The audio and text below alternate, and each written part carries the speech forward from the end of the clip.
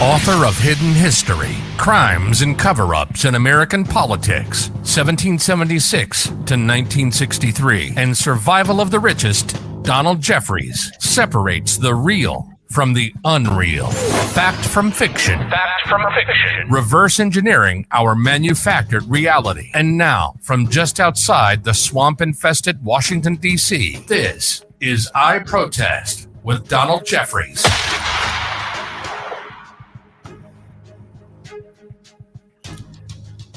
And welcome to I Protest. This is Donlad Jeffries here with you, as the announcer says, just outside of swamp-infested Washington, D.C. Come to you every Friday at this time, 5 p.m. Eastern, for what we hope is a stimulating conversation. Our guest today is Albert Lanier, who is a journalist and freelance writer. He's worked in Hawaii, Washington, California. He's appeared in lots of media. He seems to be a very kind of, as he says, a jack of all trades, master of some. We're going to probably talk mostly about Hawaii because he is in Hawaii. He's not in Maui, but he's close enough, I hope, to know something. So, Albert Lanier, welcome to the show. Well, first of all, thank you for having me, and it's nice to be here. Great. Well, let's talk. First of all, you talk a little bit about your writing career. It said you've been writing for 22 years or whatever. So, what got you started, and what got you started down the rabbit holes where you would have any kind of knowledge about someone like me? Well, you know, what happened is that I actually went to school, and I was like anyone, I went to college. I actually intended to be a novelist and short story writer. So that was technically the plan. I attended school here in the state of Hawaii. I went to University of Hawaii, West Oahu, which is part of the UH system, obviously, and graduated with a bachelor's degree. I had studied English, minored in history. And so when I came out, I intended to be a novelist and short story writer. And the first job I got after college, sometime after college, was actually in radio. So I was a board op working for an oldies station, playing the Beatles, Doors, Stones, sure, music like that, oldies rock music. Great music. But yeah. So I actually was looking for another job in radio. I was an out of work radio guy when I wound up becoming a freelance writer. So I started freelancing really because I wasn't getting anywhere finding another job in radio. I really just wanted, at that point, I loved radio. So I was very happy to, be a DJ or something like that, even though it was basically a board op, just play music. And started freelancing in 1994 and ended up a freelance journalist. And I did that till 2017 for about 22 years, retired in 2017. And then I wrote a blog for medium.com, which was about media current events. Stopped that, did that for about 4 years, over 4 years. Stopped in 2022. My Substack's been around. I have a Substack called That Is the Week That Is. And that's been around, I think, since 2021. So at this point, I'm still a writer and considering coming out of retirement. I've been retired 6 years, but I'm considering coming out of retirement. Okay. Because, I won't move. Well, are writers ever retired? I don't know. I mean, I also, writers aren't retired. Yeah, writers aren't retired. That's why I say I'm still a writer, but I retired from freelancing and journalism. So I have to specify that to people. Yeah, I retired from freelancing and journalism, but not from writing. I still write. Okay, well, so let's get. So you were on Oahu and not Maui, is that correct? Yeah, I'm here in Honolulu. So. Okay, so what do you? I mean, first of all, I have no idea about how that works. Are you close enough to see, the evidence of the fires? I mean, what are you hearing? I assume maybe you have better knowledge than we do from this far away, Right. Well, the thing about,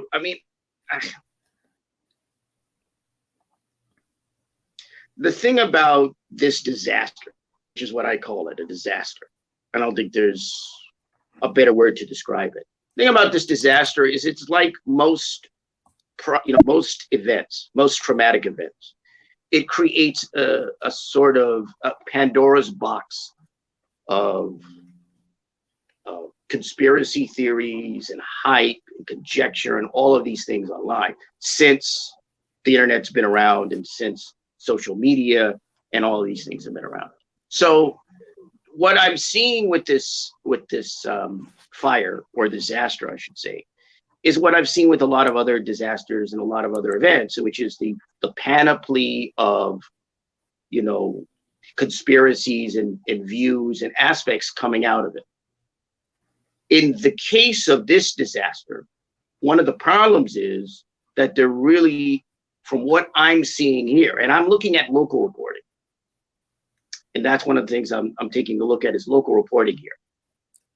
What I'm not seeing that's emerged from this fire, and I think it's a big problem, is you're not seeing a lot of information, or you haven't gotten a lot of information about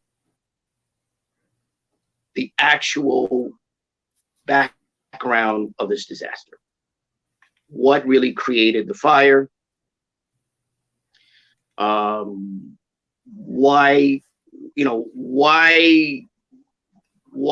was the fire allowed to spread and destroy the vast majority of Lahaina? You know, what was going on with emergency management agency on Maui and the mayor's office and county government? You know, there's still a lot of questions that are being asked and have been asked since August 8th, which is the day of the fire. And that's a problem, because if you don't have a basic idea of what this disaster was, I mean, we know that it was a fire. We know that the winds were involved. We know there was some a number of down power lines and poles, electrical poles and down power lines. And as I've said on one other interview that I've done thus far for this, it was what I would call a perfect storm of horrible conditions. I think that's one of the best ways to describe it. You had high winds from a hurricane, which was Hurricane Dora, that came there. Some of the winds were 60 miles per hour at times. And then you had these fires themselves. And so you have these winds that are pushing these fires. I think one firefighter described it as like a flamethrower when he was dealing with it. There's like a flamethrower, dealing with a flamethrower. And then, of course, you have, besides the fact you have the high winds, you have the fires, you also have the down power lines, at least initially, if we were to believe what comes close to official accounts. Again, there isn't a kind of universal official account that I can see with this. That's a problem. So if you don't have a basic template of knowledge about what this fire and what this disaster was about, is it any wonder that people are confused? Is it any wonder that people are asking questions? Is it any wonder that these rumor mongers and conspiracy peddlers are out there 24 hours a day, 7 days a week, putting stuff out? It's not a surprise. Well, Again, when we have a media that doesn't investigate anything, that's the problem. Our mainstream media doesn't do the work, so you're gonna have. That's why people speculate, because they look at what they know. I mean, I've heard from many people, and we had last week on America Unplugged, we had a young lady who is in Maui, and who gave us a first-hand report and told us, yeah, the reports about the police blocking people evacuating are true. The people about them forcing them to stay in cars. So how do we explain that without developing a conspiracy theory? What is the innocent explanation for that? I mean, so again, from my background as a journalist, as a freelance journalist, I go where the facts take me. So one of the things that I try to look at, and in this case, since I'm looking at this not as a journalist anymore, but just simply as a writer who's a resident of the state, I'm looking at it, but I'm using my journalistic background and my journalistic mindset and my skill set on this. What I've done is I tried to look at survivor accounts and look at raw video. And so that's what I try to focus on in terms of looking at it. And if you look at the survivor account, it's very clear that there were roadblocks that were set up, where there were policemen that were pushing people back basically the front street in Lahaina, which is kind of like the main artery in Lahaina.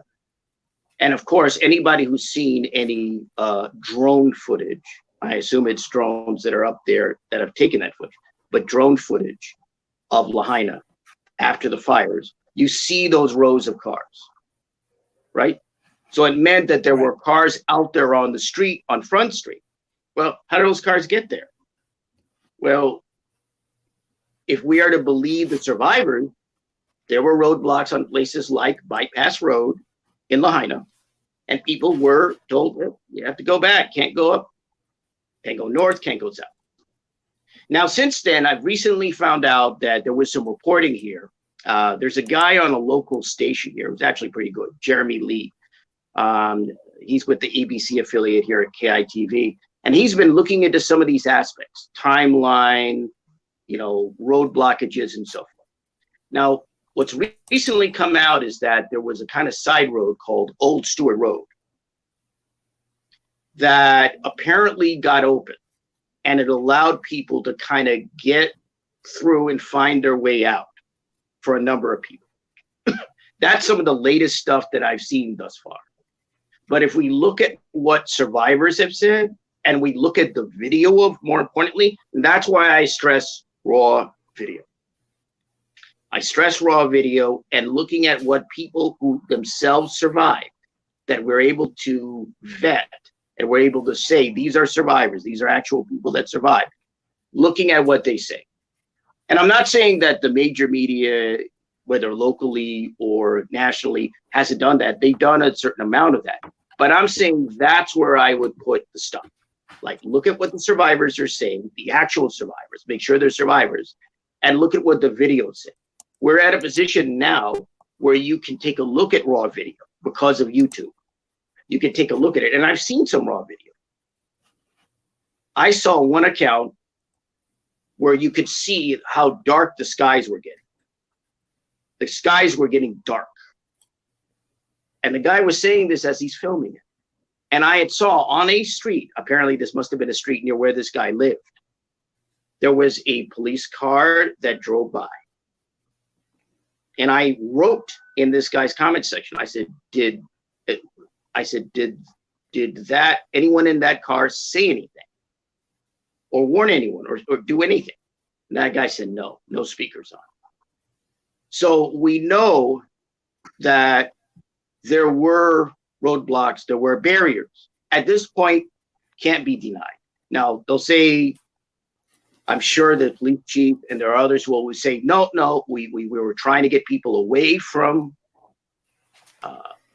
Front Street, away from there. But people have said that there were roadblocks, and we've seen pictures and we've seen video.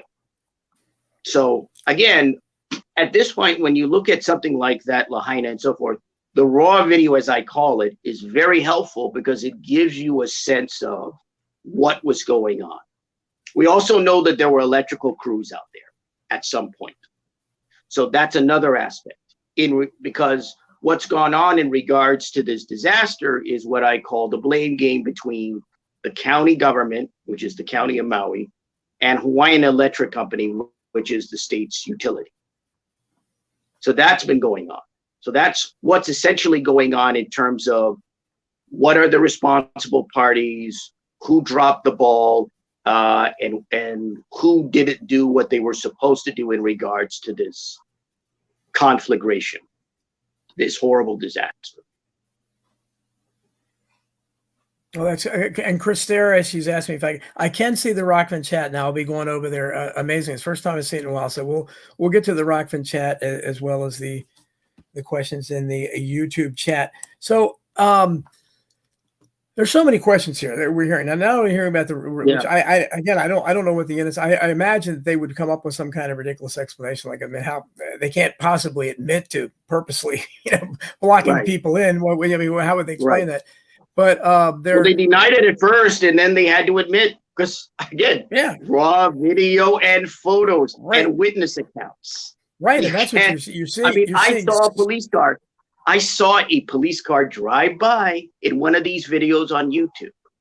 Again, I didn't hear the guy. I didn't hear any speakers saying, "Get out, get out, get out." I didn't see. I didn't hear any warning.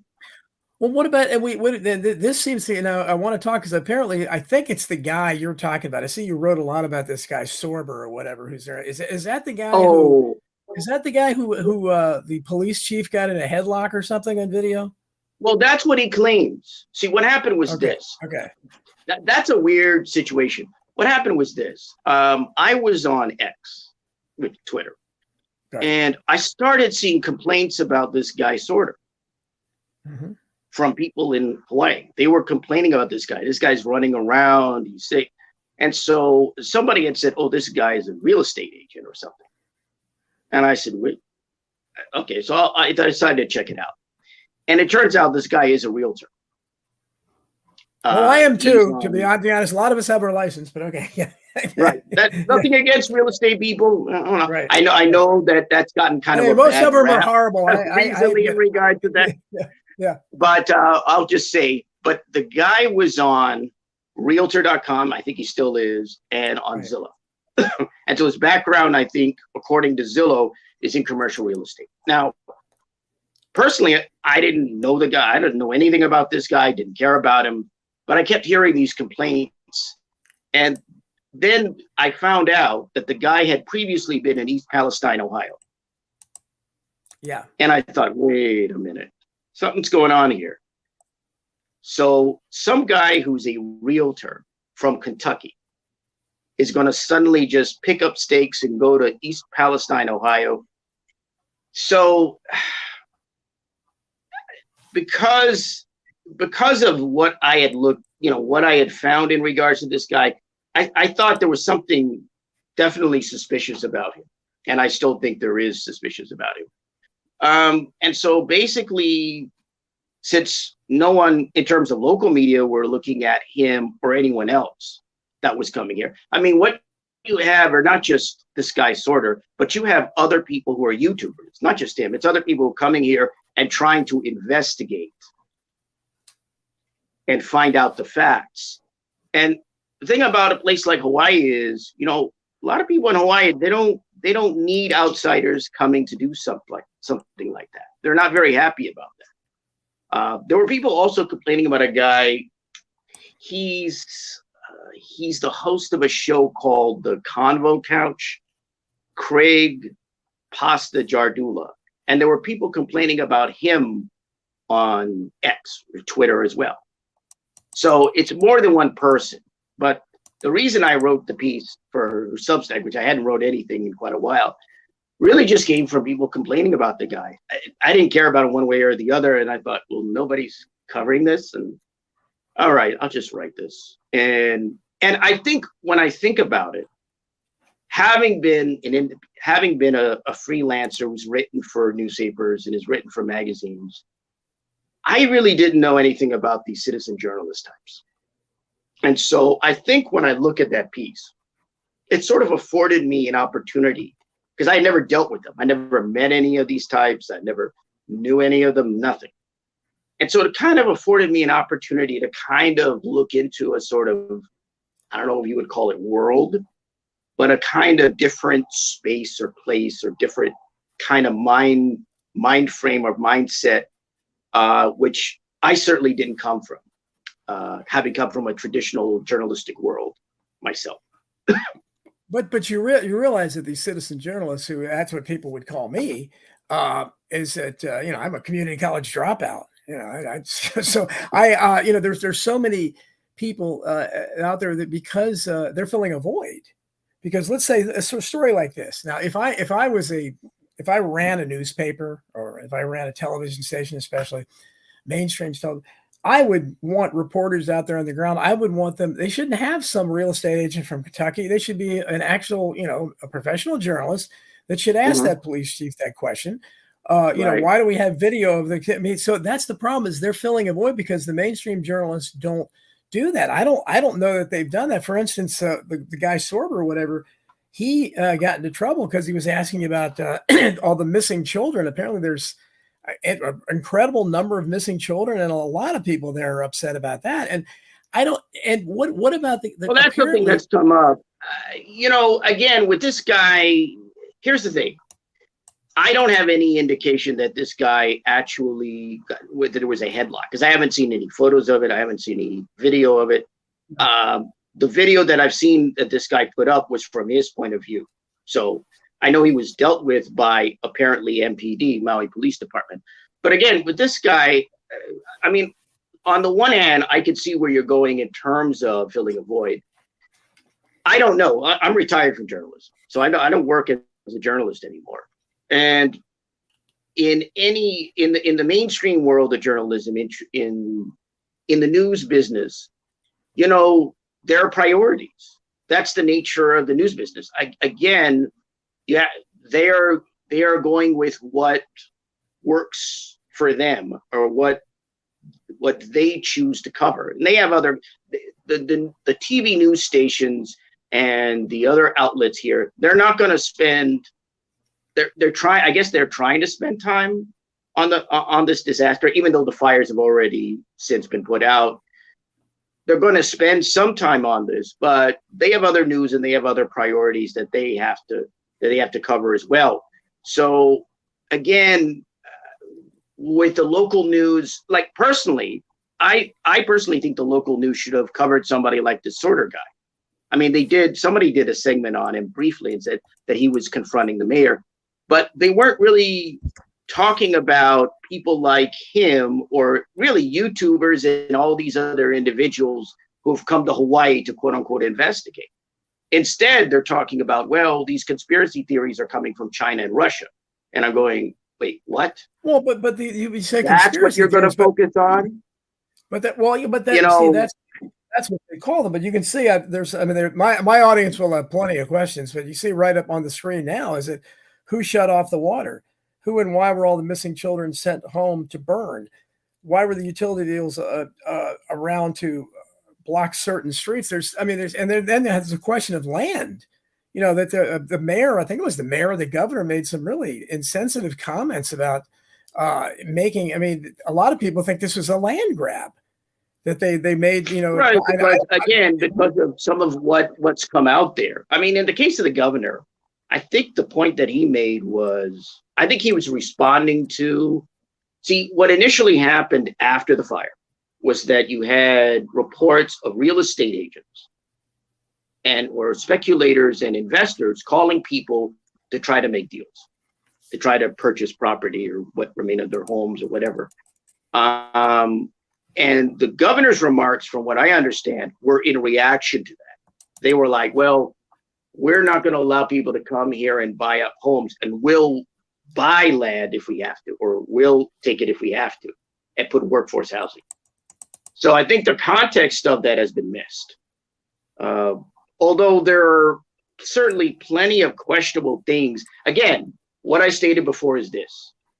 I think a basic amount of information about responsibility, about what actually occurred in the halls of county government and at the EOC, which is the Emergency Center, and Operations Center, and what has occurred by the decision makers and the officials and politicians. A lot of that's just not known. And one of the things I noticed when I sometimes covered politics in Hawaii, I covered local elections sometimes. And in what I learned about politics to a certain extent is what I call the Miranda rule of politics. You have the right to remain silent. Anything you say can and will be used against you in the court of public opinion. And so what I see here when it comes to this disaster is you have officials that are generally staying silent. That says to me that they either know something and are not willing to talk about it, or they didn't do what they were supposed to do and thus have to keep silent. Otherwise, the game will be known. Let's talk about it. So I'm not really surprised by the silence. See, people are looking at this and going, well, how come they're not talking? And how come some of these people are not doing as many interviews? This is typical. I don't know if it's typical for Hawaii, but it's typical of what I've seen in politics. They will not talk. But Everybody thinks that politicians just want to talk.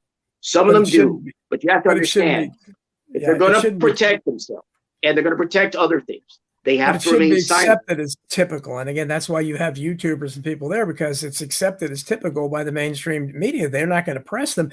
The guy that was they're not talking to the media for the most part. They're not talking to the media either. They're not talking to the media. Well, this is they're not talking to them. I mean, I know the mayor did an interview. Mayor Maui did an interview recently, but the interview that I saw was basically just a bland interview. I'll be honest. He was talking about the conditions to which people will be allowed to go back in, and it looks like they're going to be letting people back into what they call the impact zone. One of many strange questions that I have, and that people have, is that, and I don't know if this is true or not, but this is what I've heard, that the chief of police is also the coroner. I've never heard of that before. And also is the same guy who was involved in the Las Vegas shooting, which has tons of questions surrounding that as well. You talked about the guy going from Kentucky to there. How does someone get from Las Vegas to Hawaii and get into the center of this? I mean, is that true? That we've heard that from, lots of people are saying that. Right. Well, apparently this chief was a watch commander, I think, in Las Vegas. And what's interesting about his name is Pelletier. What's interesting is that he's an outsider. Like, he's not from Hawaii. And normally, from what I understand in terms of the MPD, Maui Police, you generally have to be from Maui, or you got to be from the state. You have to be generally someone who's from that community, from that area. In fact, I believe what I've heard is that they want you to at least have a year's residency before you're, expected to be, before you can be eligible for that. And they decided to bring in an outsider, which is what Pelletier is.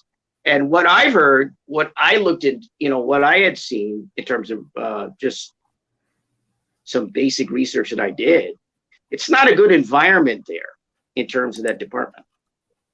There have been a number of complaints filed ever since he became chief. One former, I think the guy retired, one former cop who was interviewed on local TV said that it was a dictatorship. And you can see there's Karen Carpenter I'm just giving feed because people are asking questions. If you can see that question there, why were there miles and miles of black fences constructed around the fire area? Why did the mayor say the state planned to take the land after the fire? That's the most disturbing comments, that they're basically talked about land, and that's why people think the land grab. I didn't hear the mayor's. I don't recall hearing the mayor say the state planned to take the land after the fire. No, I don't recall the mayor. I know the governor, again, as I mentioned before, the governor did note that they could do that to an extent. I think he was speaking in relation to the real estate investors and speculators. So they were like, look, we don't want people, these real estate concerns, trying to take land from people. If we have to, we'll get it, and we'll take it. I haven't heard the mayor say anything about state planning to take land. I haven't heard that, because I haven't heard a lot from this mayor. The mayor is Richard Bisson. He's a former judge. He's relatively new to politics, from what I understand. So I haven't heard him say, but then again, I haven't heard the mayor say much. I think he was interviewed recently. I just saw an interview he did.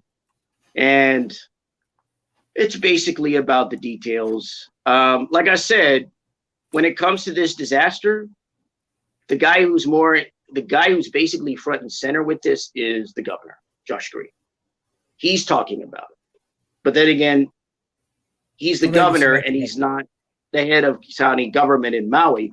So in many respects, he can afford to do that. Well, I don't think any official should be making kind of comment about land, but there's a reference to Oprah and and this is what happens in California. What else? The so-called conspiracy theories develop because of the video you talked about, where we can see in California or in Hawaii, a place like that, where we see, and that's where you get theories about laser weapons and all that, because people see it doesn't seem natural, because you look at, like, there'll be trees won't be burned next to a property, or one house will be burned. In this case, Oprah's property was shockingly enough spared.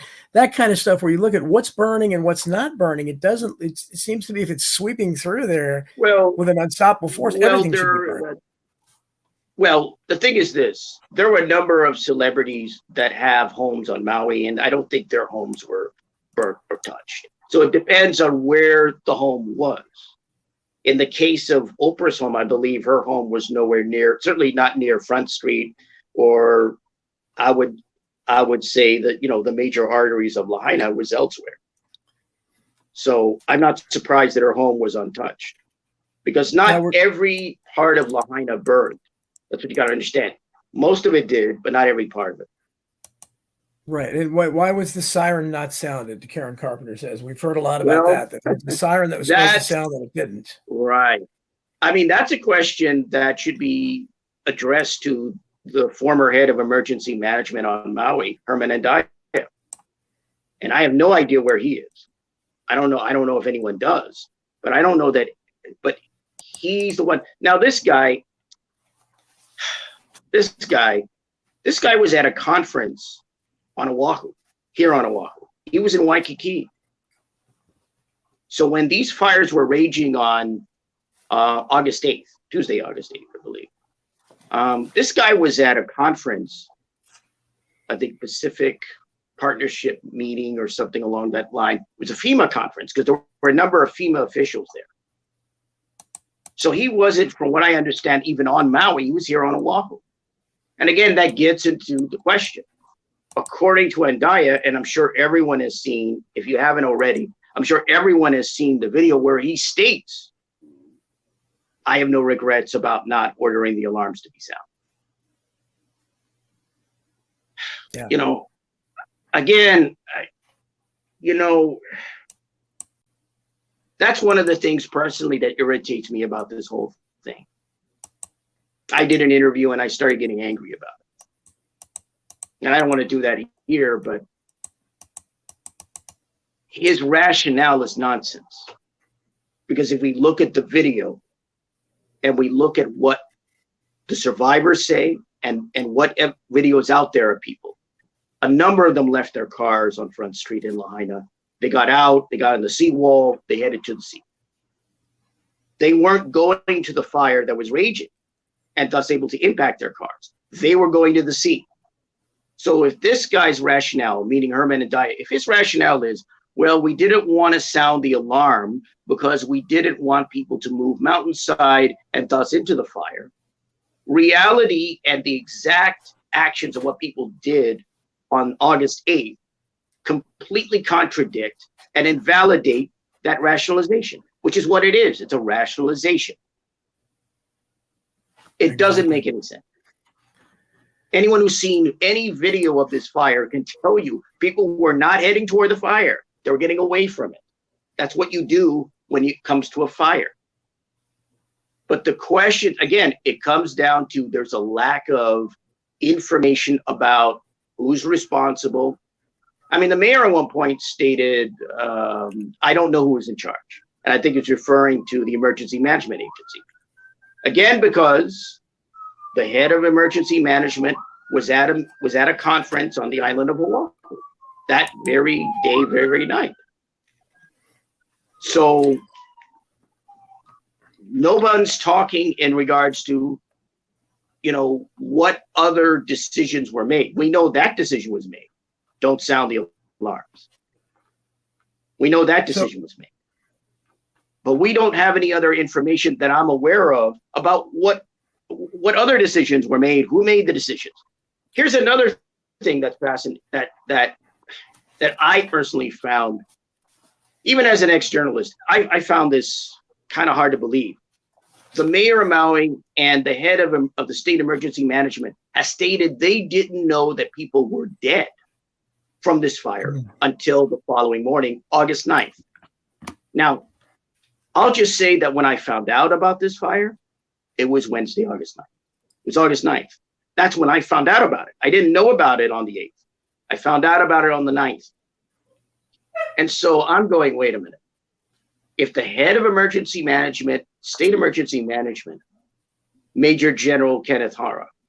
If he didn't find out that people died until the next morning, and the mayor of Maui didn't find out that people, Richard Bisson didn't find out that people died the next morning, then what did these people know?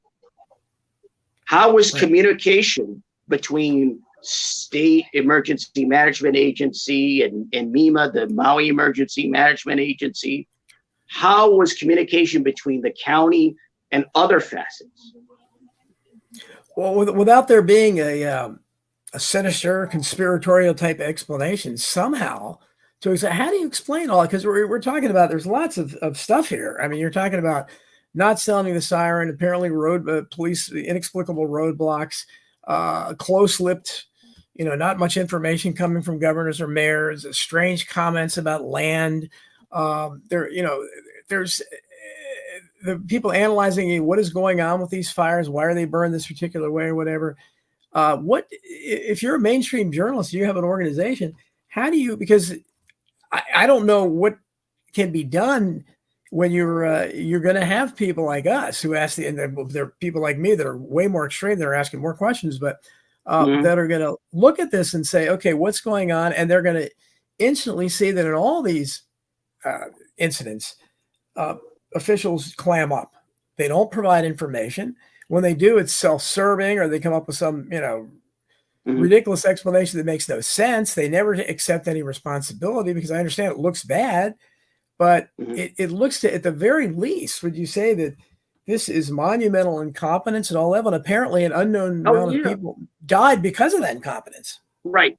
Well, I stated in a previous interview, when the first time I've talked about it, that this was a catastrophic failure of county government on the island of Maui.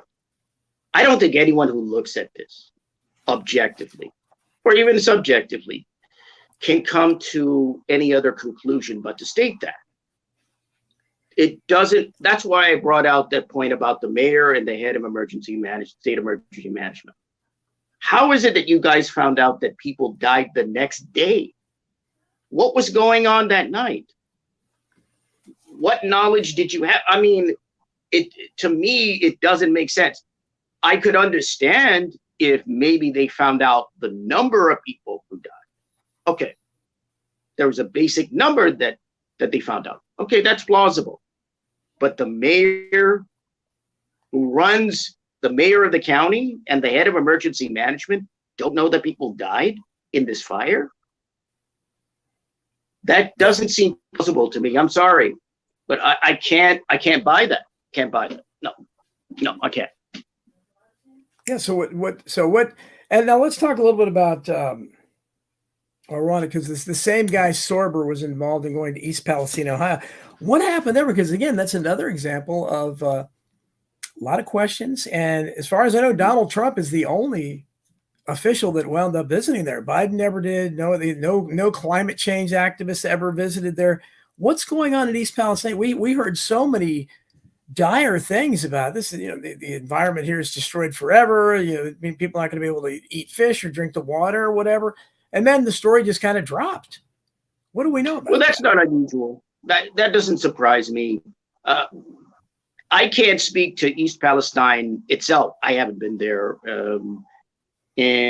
But one of the things I will say is I've been made aware of the dangers of having volatile, noxious chemicals transported via train. And this has been an issue, I think, that hasn't really gotten much attention. Because when that occurred with Ohio, I wasn't surprised, because I had heard about train derailments where there were explosions, cars had gone off and there were chemicals or some kind of substances within, and they had blown up or caused explosions. I'm not really surprised when it comes to East Palestine, because I think this is a problem that seems to be neglected. This transportation of highly volatile chemicals and other substances via rail. And, why that isn't looked into and why that isn't dealt with, I don't know. That I can't say. It seems to me that that's an issue, these train derailments. Again, ask questions, stuff that should be answered that isn't being answered.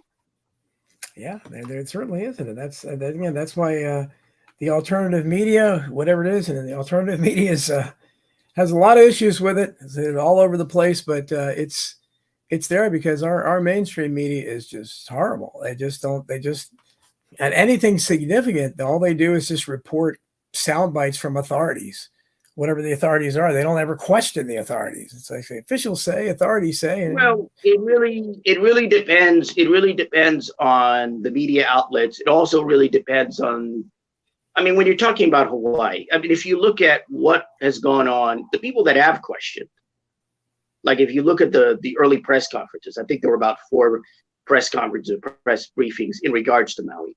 There was a reporter from CBS News. I think his name is Jonathan Gigliotti, if I hope I have that correct. And he was asking questions. That question that was asked, that the person who asked the question about the alarms at the press conference was the CBS News reporter. And Herman Andaya, who was the former head of emergency management, replied, "No, I have no regrets about the alarms." And he pushed. So what I've seen in regards to media here, in regards to Maui is, and this has been kind of an issue that's been written a little about in Hawaii, which is the more aggressive style of mainland reporters from elsewhere, from national media outlets or other outlets on the mainland, who have been more aggressive in trying to find out facts and information, as opposed to local press. Now, I don't want to say the local press hasn't been trying to report and hasn't been trying to do its job. I can't say that. I think they have. Again, I would cite Jeremy Lee on KITV. I think he's been doing a pretty good job trying to look at the timeline, trying to look at the blocking of the roads. I think he's been doing a pretty good job of that. So I have to commend his reporting. So he's trying. It's very clear he's trying.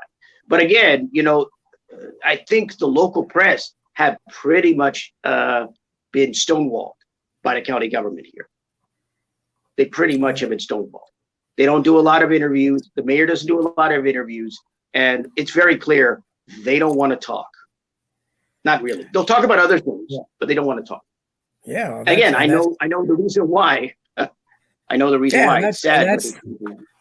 That's the crux of the biscuit is, why are there all these issues and why this speculation is always there, because they never want to talk, because most of the time they know there's no defense for whatever they're either trying to defend their own corruption or, something like that. They're not going to, oh yeah, it's true. I did do that.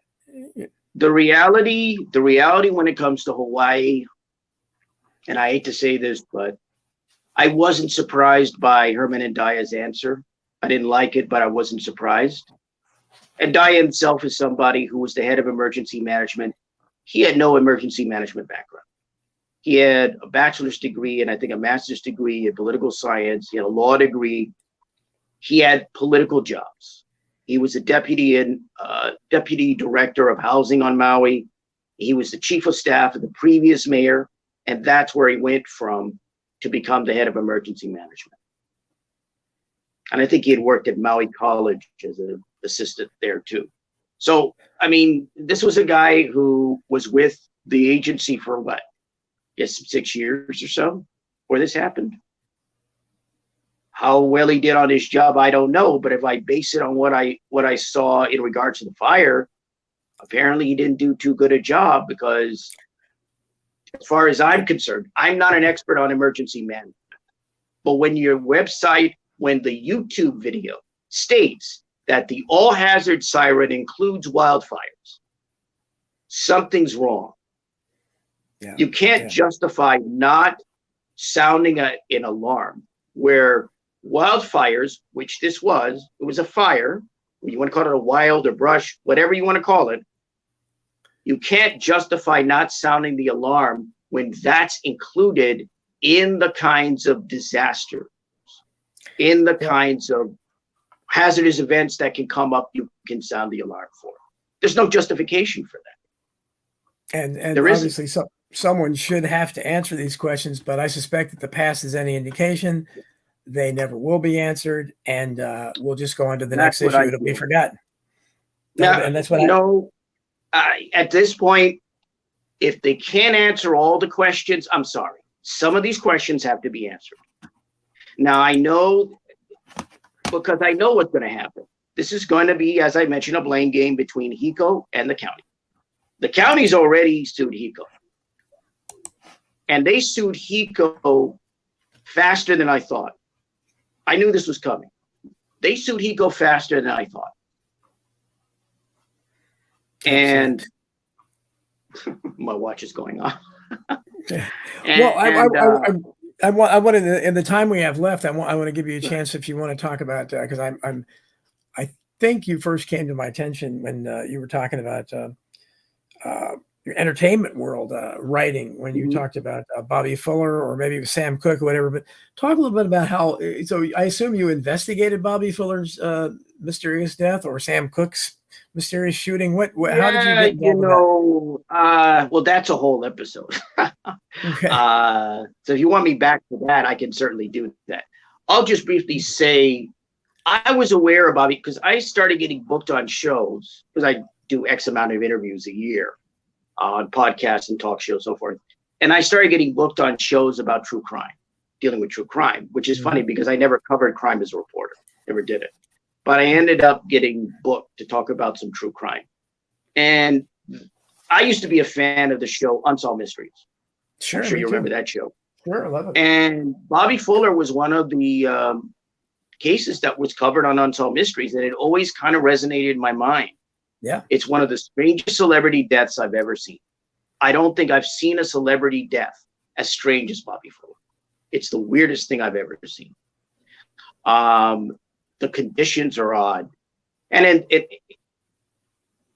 Bobby Fuller, for those of you who don't know, Bobby Fuller led the Bobby Fuller 4. Young guy, Buddy Holly influenced. He had a huge hit in 1966, I think. I Fought the Law and the Law Won. You might have heard that. And, then he was found dead in his car under strange circumstances. I just want to make sure people know who we're talking about. Yeah. So, again, I'll be glad to come on to talk about it in depth. But it's a strange case. The fact that he was found in his mother's Oldsmobile because his mother was visiting him. And he was found dead in the front seat of his mother's blue Oldsmobile, covered in gasoline. It's the oddest. It has to be the oddest celebrity death I've ever seen, and I don't know any other way to say it. I always think it's a cover-up. And did they conclude suicide or something? I think it was accidental. Oh, accidental. Okay. Yeah, I think they had to for insurance purposes. So. Yeah, very strange stuff. But yeah, it's very odd. But. In regards to, but getting back to Maui here, again, the strange thing, I mean, I don't know how other disasters, because you have I don't even like to say this term, the campfire fire in California with Paradise. I think they call it the campfire. I think it's a terrible name for it. But the one that, the fire that destroyed the town of Paradise. What I would be curious is in seeing what is the degree of response from the county level in other disasters like this. Because, I know PG&E was held liable in court, that's Pacific Gas and Electric, I think in that case. I think they were also held liable in terms of manslaughter, if I'm not mistaken. I'm interested in seeing something comparable to what happened in Lahaina and what the response of authorities was. Because in the case of Lahaina, even by the local standards of politics and, I tend to call it in Hawaii an old crony network. Not an old boy network, an old crony network. Even by the standards of, I think, disasters, this stands out. And that's why I think there's been a lot of conspiratorial thinking. There's been a lot of speculation, a lot of skepticism. The skepticism is fine, but a lot of the loony, goofy, kooky stuff just really isn't. But the problem is that the authorities here in Hawaii, specifically on Maui, they simply just don't want to talk. Yes, they've given an interview or two, but they're not talking. Now, the latest interview I saw, the mayor, he was saying that he was, working and dealing with towns and other municipalities that have dealt with this sort of thing, where fires have burnt down the town or portions of it. That's all well and good, and that's fine. But again, they don't seem to understand that there are unanswered questions, and this isn't going to go away. I'm sorry. Hawaii, residents in Hawaii are considered rather passive by some people elsewhere, right? And people here are very patient. They're very, to some extent, they're patient. They're pleasant people. They are polite people. But there's going to come a time when people on Maui are not going to be polite, and they're not going to be pleasant, and they're not going to put up with the lack of answers that has been the de facto default positions of these officials. Well, you can only be silent for so long. I mean, I'm sorry, you can only be silent for so long. And at this point, I know their investigations are ongoing. The Attorney General has turned it over to a third party. But I'm sorry, these basic aspects and questions need to be answered. If there was incompetence and negligence, that needs to be put out there. I'm sorry, it needs to be put out there. People need to know that. Okay, and if that happens, people should pay. People should pay. If it means, I don't mean just the civil aspect, but the criminal aspect. If it means finding them liable in a criminal way, then that needs to occur. Yeah, if there are hundreds or even thousands of children missing, I mean, that should catch the attention of somebody. And the idea, I mean, I don't even understand that. What theory you can even fit that into, but that's absolutely astounding, and you're hearing it from lots and lots of people. I think you're hearing it from families. People are saying a lot of things.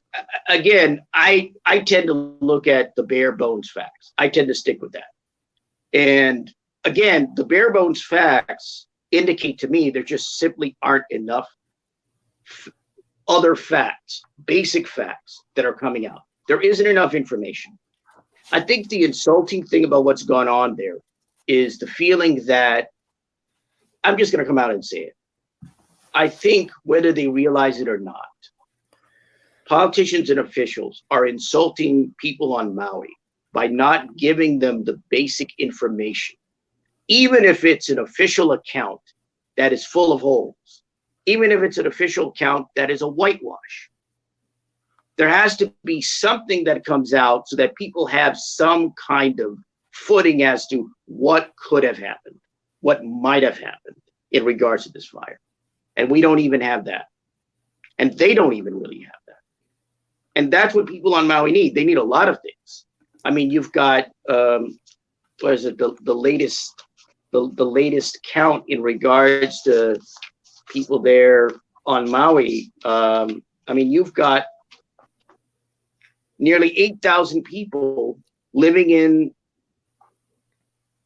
around 40 hotels. There was a press briefing recently. So you got nearly 8,000 people living in about 40 hotels on Maui. You got over 15,000 people registered with FEMA. They're finally beginning to let people into what they call the impact zone, right? So they can look at what remains of their homes. And these people got to wear PPE. They're supposedly going to give them PPE. And they're going to reopen West Maui. That's West, of course, Lahaina isn't just West Maui. You have other areas like Kapalua and Kaanapali and West Maui. They're going to, quote unquote, reopen West Maui on October 8th. So, I mean, that's controversial. Because there's a petition that's been out where people are unhappy with that. Right? Because, look, tourism is important to Hawaii, right? I mean, 70% of the economy in Maui comes from tourism.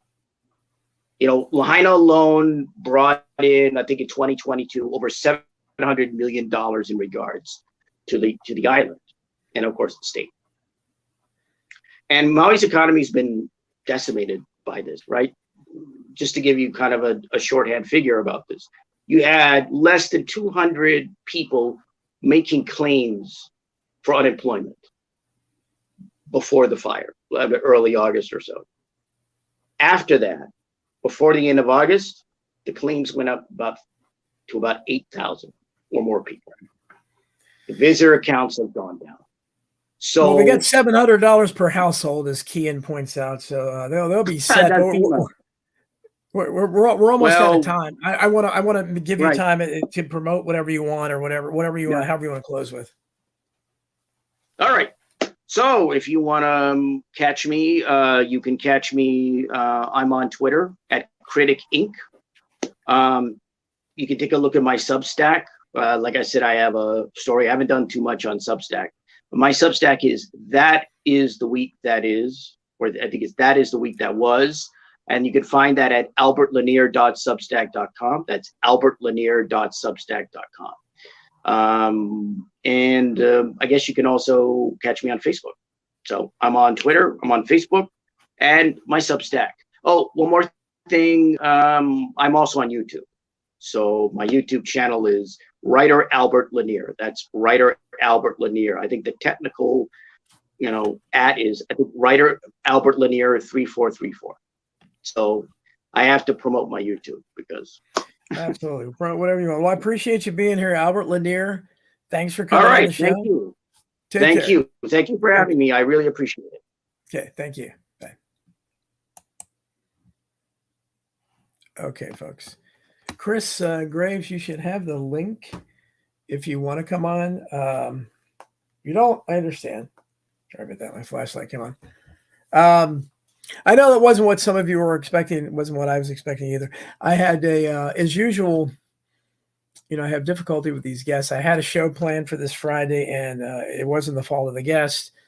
Some family emergency came up, so I had to kind of scrap at the last minute. I wasn't sure that, I don't know. I thought this guy was more in the conspiracy world, but what it is, so anyhow, hopefully you guys enjoyed it anyhow. And I can see the Rockfin chat, so that's pretty cool. I have not seen the Rockfin chat in a long time. See names like Christy Ripperger, who I have not seen for a while. Chris Graves over there, Tom Cooper. It's like most of the rest of you. And I don't see a lot of the recognizable names that I haven't seen for a while. Maybe they stopped listening to my show. I don't know. There was people that were there that should be there. Chris is saying the cover story for the destruction of Lanier was that an out-of-control wildfire caused it. However, Major General Kenneth Hara, the commanding general of the Hawaii National Guard, I guess that's to be continued. There are lots of questions about it. And obviously, but if you listen to what Albert was saying, I mean, that's kind of the way the media looks at these things. The officials they're not answering questions, and that's the problem. And they never answer the questions. This is what they do in every case. They're always close-lipped. And it's because the questions, usually the most logical questions, are embarrassing questions because they point out either their personal corruption, something they didn't do that they should have done, and that's so it's pretty obvious. And I want to lots of people. Thank you, Geese Busters. They do a great job. I want to thank Deborah Wheeler for ordering my book, and Karen Carpenter, I think, said she is trying to get it in her library. And don't give up. It's the libraries are, at least it's hard. I normally with my books I can search the WorldCat catalog and I can see where it's going to. I can't really do that with this one because the WorldCat catalog has been, it's been part of the shadow ban. They haven't, for a while it wasn't, it is appearing there now. But from what I know, it's in at least 3 library systems. And I know a lot of my supporters at Substack worked very hard to get it into Washington County, Oregon. That was the first one that I know of. And Baltimore County Library ordered 4 copies. I think they've been very good to my books for some reason. And Pima County, Arizona, I just found out ordered it as well. So, and I think Chris was telling me some library in Florida has it. I'm not sure who. There's Randy Benson. Good to see you, man. Thanks for coming on, Randy Benson. I got to have you on sometime, Randy. Randy wrote about a book about or made a film about the critics of the JFK assassination. Chris Graves. There's my. How you doing, Chris? Well, I'm doing all right. Just yelling at the screen a little while ago. I'm sure. I can imagine everybody out there doing that. I just don't like me personally, the dismissive conspiracy peddlers. Yeah. I'm like, come on, man. We're just asking questions, man. Yeah. Like the directed energy thing. Like, I can't prove that, but there is a facility, and that's what I was trying to bring up with that. What you had just read a little while ago. There is a directed energy Air Force facility like 40 miles away. So it's not out of the realm of possibility. Right. Well, that's why I didn't even. I certainly wasn't going to go into the blue stuff and all that, which is. I need to get Shelby that was on the show. I need to get her on. That's what it is. But I really had to kind of scrap at the last minute because again, I had another show. We were going to do JFK assassination stuff about Landis and all that, and it wasn't the fault of the guest this time, but. I was willing to listen to him, but just a dismissive thing off the bat kind of rubbed. Well, it's just what I don't understand is like someone like that, and I don't understand in general why some people look me up and ask to be my friend or ask to follow me or whatever, because I don't know them, so I assume they must agree with me on stuff. So I don't know where he doesn't. It didn't seem like he agreed with me too. So I don't know. Maybe it might have been from Unbarred fame. Maybe he read that and he liked the entertainment stuff. I don't know. I was thinking with the celebrity murder connection. Yeah. So that could have been it. But I was wondering what his take on Sam Cooke was. Well, he said I know. I wanted to hear that because Sam Cooke was pretty not open and shut, but I think it was just a case of. Sam Cooke was with a white woman in a hotel, and the white manager shot him. I think. That's maybe it wasn't. He's one of my favorite artists. So that one definitely the Bobby Fuller one. Definitely Suicide, right? By Gasoline. Yeah, well, that's certainly. If we only had Dave McGowan to have, because he obviously wrote the best account of that, but. So it's nice to be able to see the Rockfin chat room, and I don't know, Chris, you're in with these people, but I guess the people that, and I'm not going to mention their names, but there are a lot of people I used to see all the time there, and they're not in the Rockfin chat, and they never show up in YouTube. So I don't know if they abandoned me. I don't know. There's Riley. I see Riley. Okay. I see Mr. Tom Cooper's in there. I see Riley. Yeah. I don't know anyone else. Well, Rhonda Tate, she's usually in here, but she's got a lot going on. She's got a lot going on her plate right now too. So. Okay, I haven't seen her for a while. I don't think it's you, Don.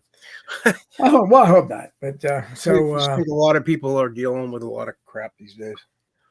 That's all. And so we're trying to, I try to. And I am too picky about guests. I know I am. I use that analogy all the time, which some people don't like. That I try to ask the prettiest girls to dance. Maybe you don't like that, but that's the analogy I'm thinking. I shoot high. You got to be interested in your guests too. Yeah, and I have to have an interest. I can't. Yeah. I can't fake it. I'm not good at that. And so I don't have a poker face. People reminded me that many times, and I know I don't. I was thinking about. Just between you and me and the audience here, I was thinking about having Judith Berry Baker on. Well, yeah, that would certainly be interesting. She'd be an interesting guest, but I don't know. Because I couldn't help, I'd have to critically question her on some things because I do believe that I'm kind of an agnostic because I do believe she. For those of you who don't know, Judith Berry Baker claims to have been Lee Harvey Oswald's lover. Yeah. And she wrote a book, Me and Lee, which sold a lot of copies. And she's got a pretty big following. Oliver Stone now supposedly believes her. But I think it's a case of a lot of people involved in the JFK assassination where there's a kernel of truth. I think we know she worked at the Riley Coffee Company where Oswald worked. And the Riley Coffee Company is very interesting, including the guy, Mr. Riley, who had connections. And we'll have that in Pipe the Bimbo and Red, a book coming out next month. But and all the people that when Jim Garrison investigated Riley, he found that almost nobody was left there that worked when Oswald did. It had only been a few years, but he found they'd all gone to the same place, NASA. NASA, yes. What is the connection between coffee and NASA? I it seemed like a natural transition. And Don, there's a connection I found a long time ago. I can't remember off the bat right now, but remember the Texas tower shooter, Whitman? Yes, Charles Whitman. I think it's Charles Whitman. Charles Whitman, yeah. And famous or infamously, Mr. John Connolly, he put together a commission to look into his brain to see. Yes, he had a brain tumor, supposedly. Parasite or a tumor to see something. Why he became the first mass shooter in history. But here's the connection. I believe I found a connection with NASA, Charles Whitman, and Lee Harvey Oswald, and the Marines. And that was a while ago. And now people are like, why are you bringing it up if you can't remember? Exactly. Oh, Chris Buchan is he's on this new kick, I guess, where he's constantly saying that I'm mentioning my friendship with John. Do I drop John Barber's name that much? I don't think I do. But doesn't he usually bring up the Jewish folks? Yeah, he's taking a break from that. But then he's come on, Chris. Look, man, I value having you here. I believe in free speech, and again, I don't know why I do attract a lot of people that really are, obsessed with Jews and like Hitler and all that. I don't know why. I guess I'm open-minded. I do talk about all the atrocities of World War II that the Allies committed. So, right. But that, why would I trust that too? I mean, why would I trust that Hitler was a good guy? I mean, it's just, you have to have some kind of. But what's his beef with John Barber? I don't know. I think he thinks it's funny, and maybe it is. I don't know. But I didn't know that I bragged. I mean, look, I'm amazed. You brought it up like twice. I think. I look when John Barber's show Real People was on. It was and nobody else but me seems to remember it. But it was the #1 rated show on television from 1979 to 1981. I was very young. It was one of very few TV shows that I watched. I thought it was pretty cool, although I never knew that he was into the JFK assassination or anything. My wife was a big fan. She and her sister went to California before I started dating her, and we had a videotape of them sitting in the audience of Real People.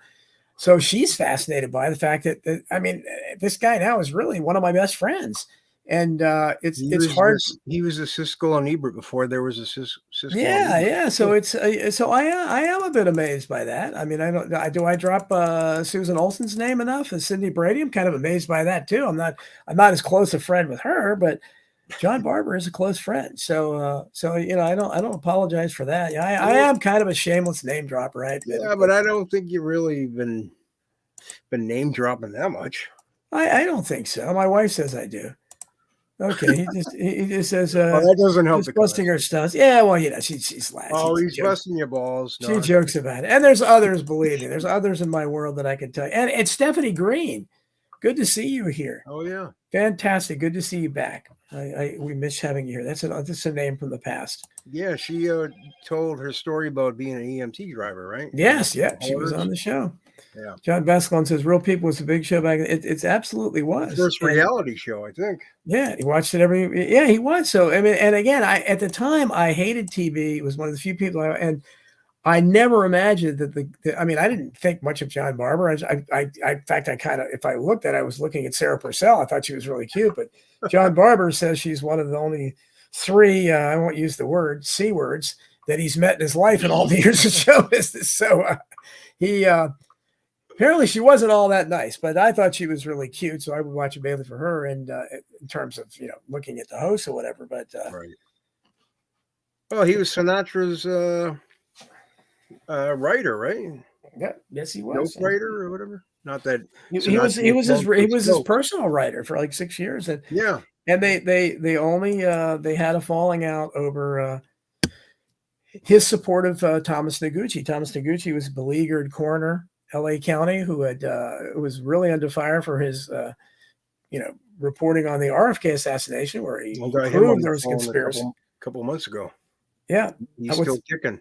Yeah, I tried. He's already or something. Yeah, I think I would love to get him on the show. Belushi's autopsy too.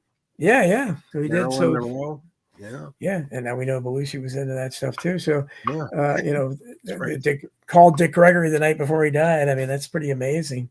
Yeah, Six was able to find that article that that I found a long time ago in the Wayback Machine. Yeah. Well, shout out to Prisoner 6 too. I was on his Yeah. 100th episode earlier. You were there, and our friend Lisa Belanger, who I also don't see in the chat. Nice to, it's good to see you guys, and good work. Obviously, he does great work as Chris does, and Chris is a regular contributor there. So now you're down to, how many shows are you down to now? You've really cut yourself down now. I think I'm down to 13. Well, I got Digging Chris Graves, which it's a goofy title, but that's just me talking to people that. Oh, Lisa Belanger is here. She says here. Good thing I didn't badmouth you. No. Which I wouldn't have done, of course. I get around, but what I was working on before you invited me on here is some research for Mr. Donlad Jeffries. I'm coming up with all kinds of stuff and. Yes, he has. And when I asked Chris for something, boy, he trying to put it into email form to make it easier. Yeah, just kind of slung because there's so much there. I know some of this is so tedious though to cut and paste. Well, that's what I was just doing. So I'm researching I would call Hidden History 4. God knows what the title will actually be, because we know Skyhorse won't like Hidden History 4. Memory hole too. Memory hole too. But it may. As I'm like, there's so much stuff on Trump, and of course, this is going to have Trump and Biden, and it's going to have all the. From Chris's standpoint, he's provided me a lot of good information on all the incidents. Going back to Columbine, I got to put together the Columbine section. I have a lot of stuff from that.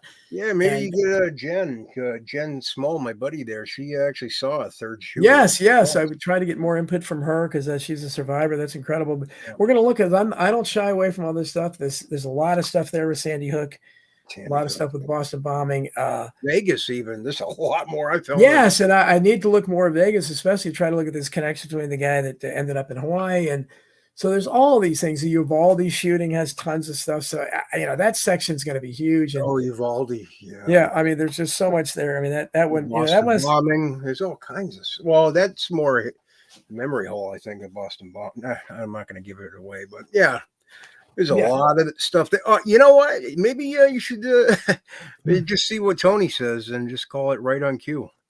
Yeah, well, that's if I did a book about Trump, that's a perfect title, and that's a great title Tony came up with. I just don't know if I have, because I started out writing the Trump stuff. I said, oh, it's kind of cool, but I don't know. Then it gets tedious trying, because it's not easy. Like it's on the thing I was asking you about the trade issue. Yes. It's hard to figure out what actually happened in a lot of stuff with Trump, because there's just his tweets and the stories that he goes back, he flip-flops so much saying, I'm not going to do this, or I'm going to do this, that, what actually, you have to figure, what actually ended up happening here. So I'm still not sure on that thing. I think with these new links, these new batch of links, it's different sources. So no, it looks like CNBC finally eventually said, that he did, shockingly enough. Yeah, some of them, reluctantly gave him some credit on a bunch of things. So give him, gave him, tariff exemptions on Apple products. Which again, you got a meeting with the guy from Apple and everything. I didn't know about that. Yeah, and again, Tim Cook should be Trump's ideological enemy. Yeah, he stands for everything Trump said he didn't stand for. I mean, Trump was the protectionist. Trump wanted to save industry. Yeah. This guy is a corporate scum that's big, and not to mention he's a woke idiot. He's as woke as it can be. So why is Trump cuddling up to him? But Trump did. I know, and Biden kept a lot of his tariffs too. I didn't know that. Yeah, so it's they're all the same. Yeah, they really are. So just going through all the celebrity deaths. I mean, just the death threats and the threats to Trump. I mean, you just forget what this guy did, because by his personality, it really did. It was not all that removed from President Camacho and Idiocracy. He really lowered the level of discourse down to a food fight. Getting in battles with these idiotic celebrities, and the celebrities, threatening him, and just, calling him, the worst names possible publicly, constantly referring to the president of the United States.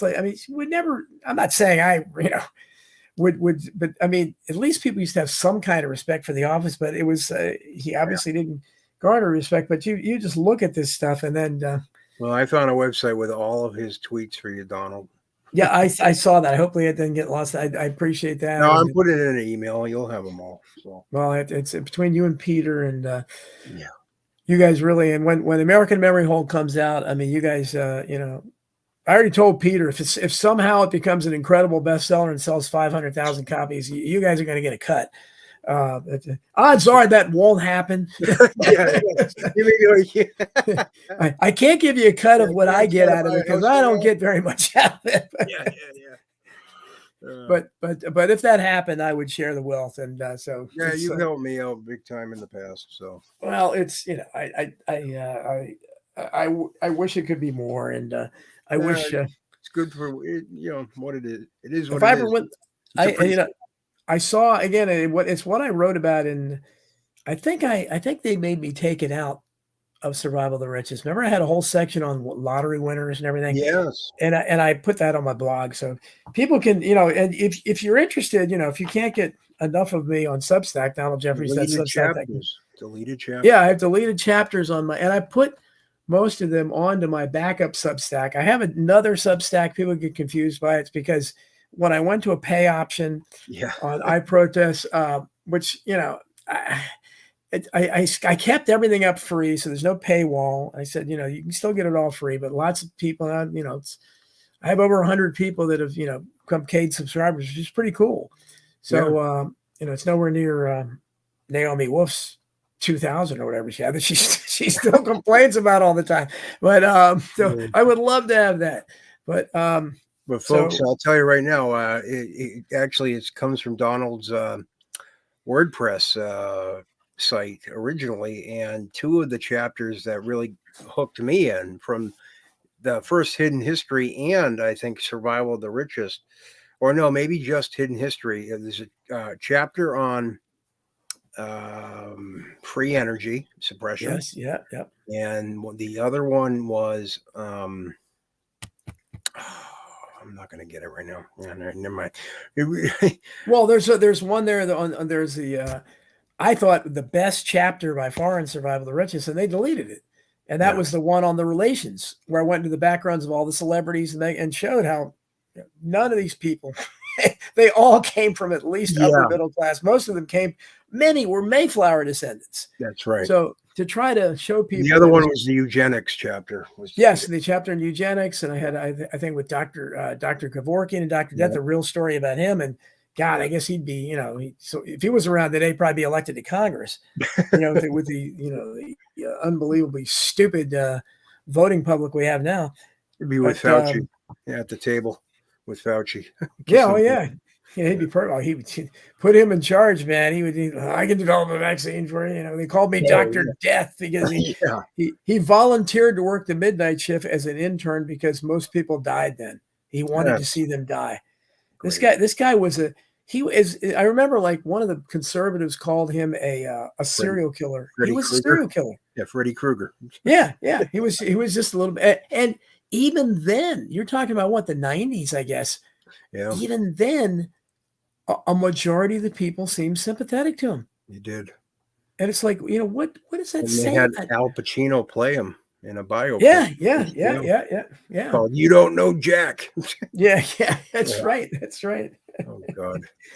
So, people get, so if I think I've put all the deleted chapters on my backup Substack, which is Donald's newsletter. Yeah. And I've got up to like almost 600 subscribers there. I keep trying to tell somebody subscribe to the other one, but they keep subscribing to both, I guess. But and people have tried to pay me there, and there's no pay option. And so I always say, I'm not going to see the money. So if you want to do it here, and sometimes they do, and sometimes they don't. I don't know what happens. They just if I can't pay you on this one, I'm not going to pay you. I don't know. It just makes it easier. It cuts through all the technological BS. Just put a PayPal link or a Cash App link up, and then people will support you. I can do that too, but it's nice to. Substack thing, it seems like there's a lot of hurdles. Like it hurts my brain just trying to. Well, it's been fairly easy, and it's right now. I'm stressing it because Donald Jeffries at Substack.com. If you don't subscribe to me there, you should.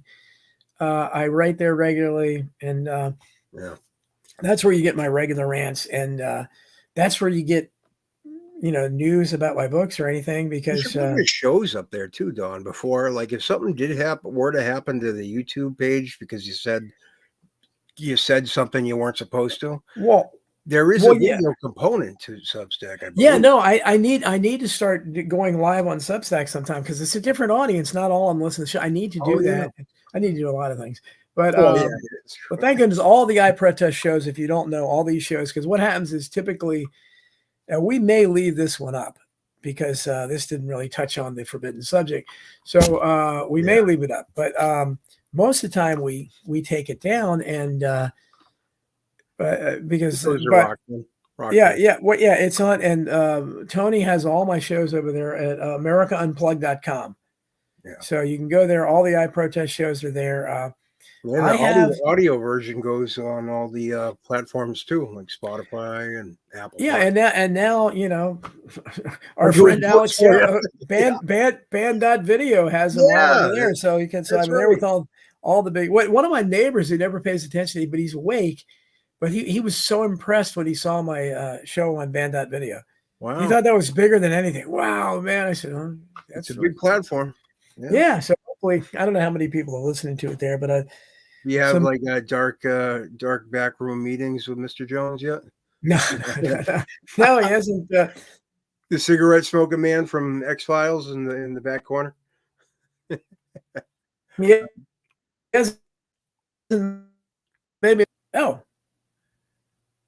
Oh, did I already? I guess I already put Lisa Belanger. Said if she's still there, she had talked about Owen, because Owen Schroyer. I mean, getting 6 months or 60 days or whatever the hell it was for doing nothing. I mean, he was caught on video telling people not to go inside. It was a setup. I mean, I don't know what better evidence you need than that, but apparently in this country, not enough. Yeah. But Lisa said he shouldn't have pleaded guilty to something. What did he plead guilty to?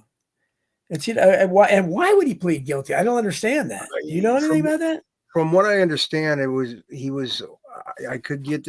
I might be getting this wrong, but he may have been ordered not to talk about a case or something he was involved with, and he may have violated. Again, I'm not exactly sure, but I think he violated some kind of a court order type thing, and I think they're using him as an example, that kind of thing.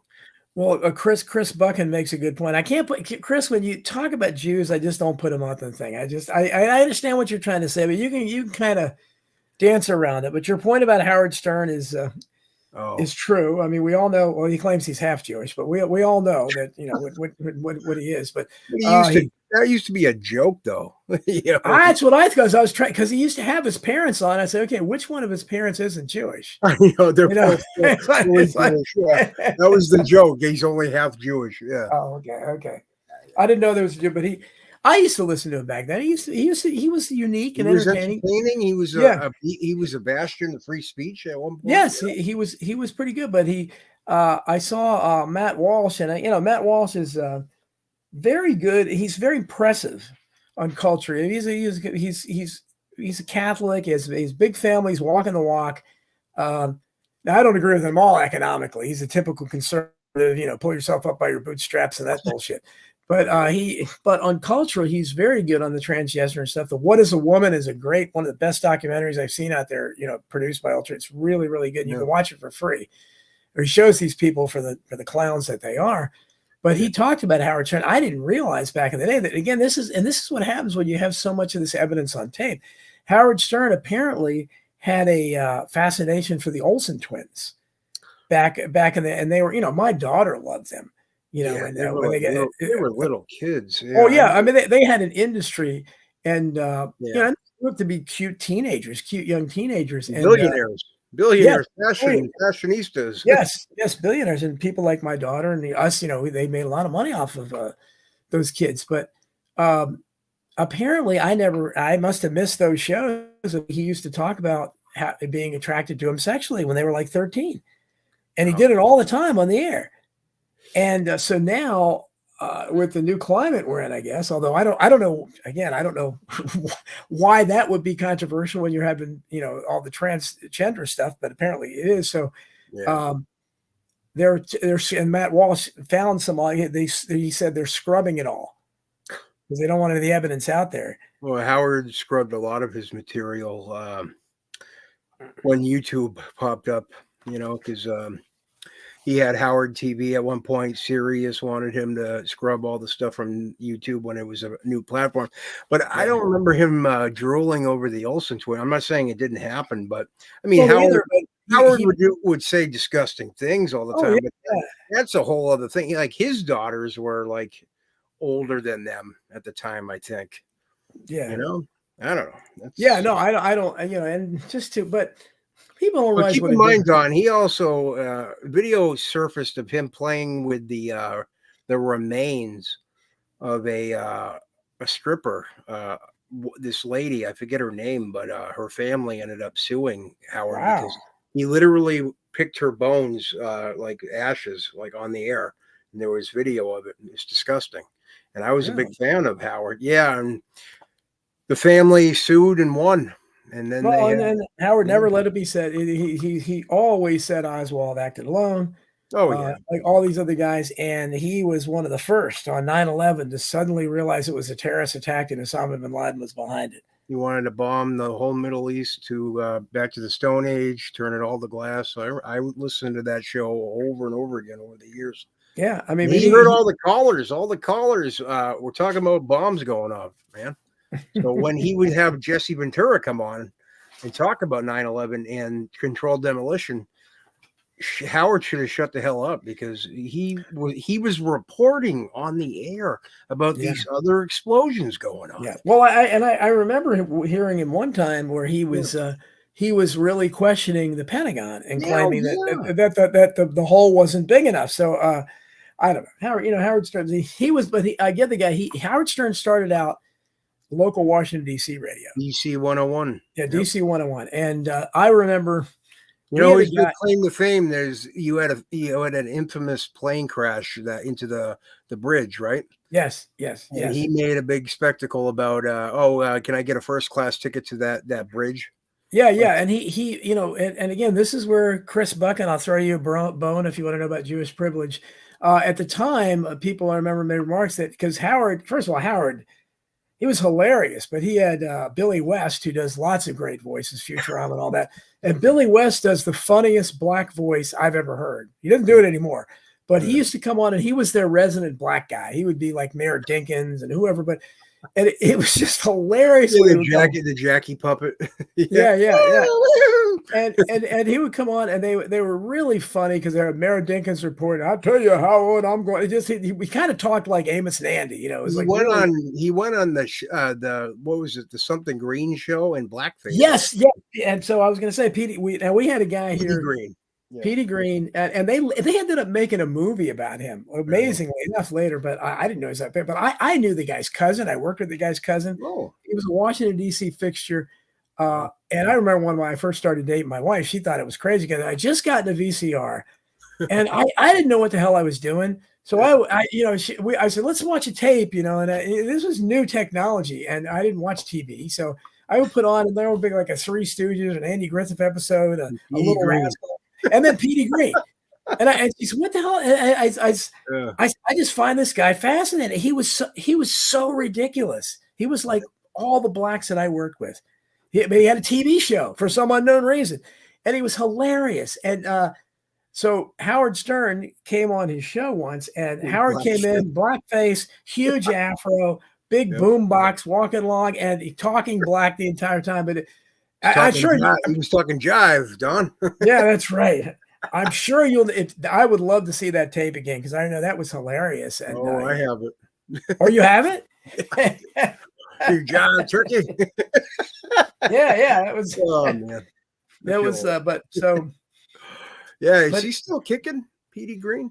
No, he died a long time ago. Okay. He wasn't that old, and in fact, I think he died because I remember his cousin and them talking about it. I think they were there were suspicions about it or something, but nothing. Oh. I don't. But that was just like everybody. Yeah, that was probably the 80s, I guess he died, but it was. Yeah, he didn't live to be very old, but he was an interesting guy because he would make comments that were pretty good, in between. In between his, craziness. He had like a Morton Downey Jr. thing kind of going, right?